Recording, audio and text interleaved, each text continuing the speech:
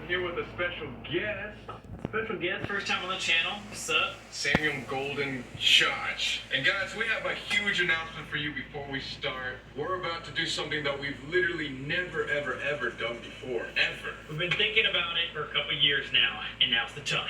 Yes, guys. So you know our book, Paradise Island, is available for pre-order. First link in the description. We're going to be choosing 2 people who pre-order the book to come out to LA, or we'll come to you, and we're gonna film an awesome exploration adventure video for our YouTube channel. This is not a joke. This is something that we've been thinking about for a really long time, and now's your chance to come along with us for an adventure of a lifetime. Yeah, first time having subscribers in an exploration video. This is gonna be really crazy. It's something, yeah, again, we've never done before. It's gonna be awesome.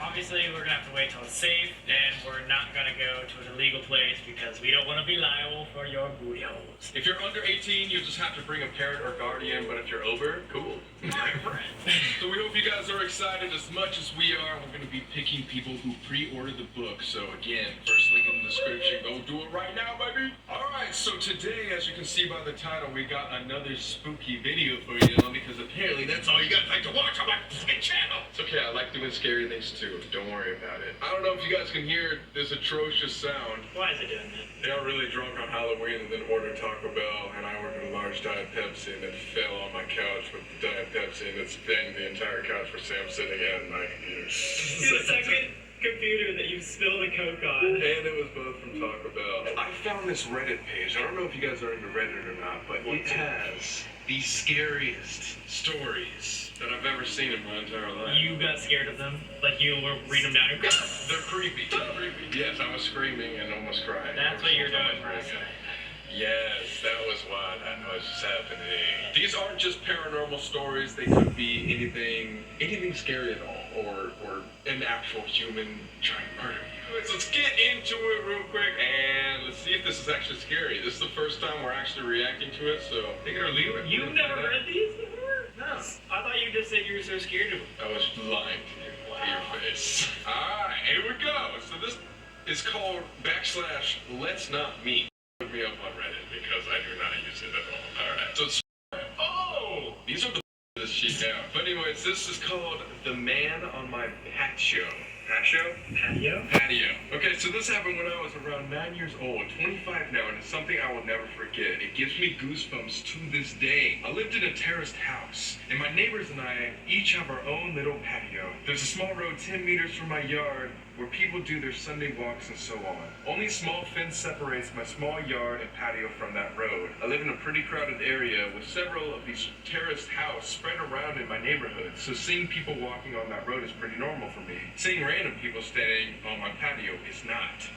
Standing on a patio! When I was 9, I usually got home from school about an hour before my mom got home from work. I live about 50 meters away from my school, so my mom figured I was mature enough to be home alone for around an hour before she got home. This one day I got home from school. I did the usual thing, which is make sure I locked the front door and double check that the back door leading into the patio was also locked. I was 9. Being alone was a little scary, even though it was the middle of the day and only for 1 hour. Dude, I get scared being alone now. No, how you doing at 9 years old? I'm playing, but like seriously, 9 years old, dude, don't shit on yourself for being 9, man. It's all good. Being 9 is cool. Being 9 is the best year of your life. Right, 9-year-olds, comment down below. I then rushed to my room from upstairs to play as much PlayStation as possible before my mom came home and made me do homework. Relatable. While playing, I heard this noise coming from outside my window. It was kind of like the sound of a cat, but my cat had been missing for over 3 months. Hope sparked, and I thought, oh my God, did he finally come back? I ran downstairs to check if it was my cat, but the sight that met me gives me goosebumps to this day. There was a guy standing on my patio, a tall guy with black hair covering half of his eyes. That doesn't sound familiar at all. Making him look like a male version of the Ring Woman or something. I could hear him making high-pitched sounds, almost like a cat meowing. So how do you think that sounded like? A brown liquid was running down his mouth, and I could see him spitting out my dad's stomped cigarettes. He was actually eating from the ashtray. I was frozen observing this, eventually snapped out of it and screamed so loud that the man must have heard it. He didn't react. He kept on eating from the ashtray. From the ashtray? Ashtray? There's nothing wrong with that, man. I ran upstairs to my room, locked the door, and called my mom, who then called the cops. I've never been more terrified in my life. Laying in bed under my sheets, shivering with fear, as I hear these creepy, high-pitched noises from the guy eating cigarette stomps from the ashtray on my patio. I kind of blacked out for a moment because the next thing I remember is the police arriving on the road by my yard. I hear them talking to the guy, saying stuff like, "What are you doing? Get over here or we will come down." High-pitched sounds was more free. Feeling safe now that the cops were there. You're 9, motherfucker. You go into your room and go to sleep. I could see 2 police officers standing by my fence, 1 man and 1 woman. I did not see the creepy man, however, because he was standing directly 1 story under me and my field of view. The police jumped the fence, and I remember hearing the creepy guy screaming louder than anything I've ever heard before. He charged the female officer with full force and he knocked her out cold. The male officer then immediately tased the guy, leaving him shaking on the ground, screaming still. The policeman struggled to keep him on the ground while putting handcuffs on him, but eventually made it. After a while, he managed to wake up the police officer, who seemed to be badly hurt. He called for backup in an ambulance, and then he sees me standing in the window above him. The expression on my face must have been something else, because he looked at me and said, "I sure as hell hope you didn't see all that." And I started to cry. By this time, neighbors started to arrive, wondering what the hell was going on. One of my neighbors, an elderly woman, made me come down, and she took care of me until my mom came back home. Good, you're fucking 9. The police took the creepy guy with them in the car and left. They promised to come back and talk to us about what had happened. So creepy dude, he tried to knock out a police officer, they tased him, and they left. Yes. This is where the story takes an unexpected turn. The male police officer came back later that night and sat down with me and my mom to talk. He explained that the guy on the patio was actually diagnosed with severe autism. He had escaped a facility where mentally housed 5 years ago, but he had been forced to move when his mom, his only caretaker, died. That's so sad. My gosh, he's just trying to come home. The poor guy probably thought he would find his mom in my house. He missed the routines and he missed living there with his mom. The police had to move him from the house that time 5 years ago because he was extremely strong. From what I heard, he had extreme tensions in the body because of the autism, making his muscles grow stronger and stronger throughout the years. This was the reason he reacted the way he did when the police came this day. So frightened, I told the police officer that he needed to make sure this would never happen again, and he promised it wouldn't. Damn, this story got really sad. When she said unexpected turn, I thought it was going to be like, oh, fun, but like that was unexpected. That's really sad. After a few sleepless nights, my life got back to normal. The years went by, and the guy didn't come back until 1 year ago. Wait, so she's 24 or 25, so it was like 15 years later this guy comes back. Yes, a long time ago. Holy. At this time, my mom and my dad had moved out. I bought the house from them, and I'm still living there today. You're 9! I'm just kidding. How are you doing? You're 24! I was enjoying my morning coffee on the patio when I see this random guy stopping on the road by my fence. He just stands there looking at me. I look at him and give him a nod.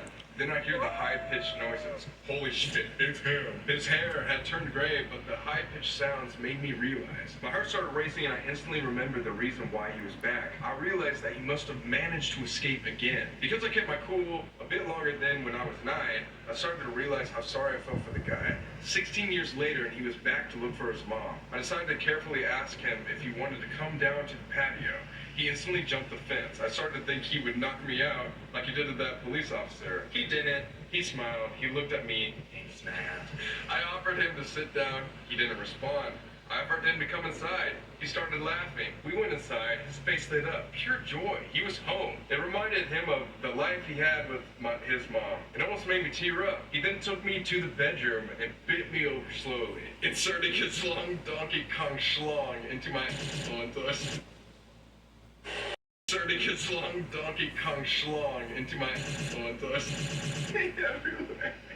I'm just kidding. All of a sudden, he sat down in my couch, turned on my TV, and switched directly to the cartoons. I observed him for a while. He was just completely focused on the cartoons.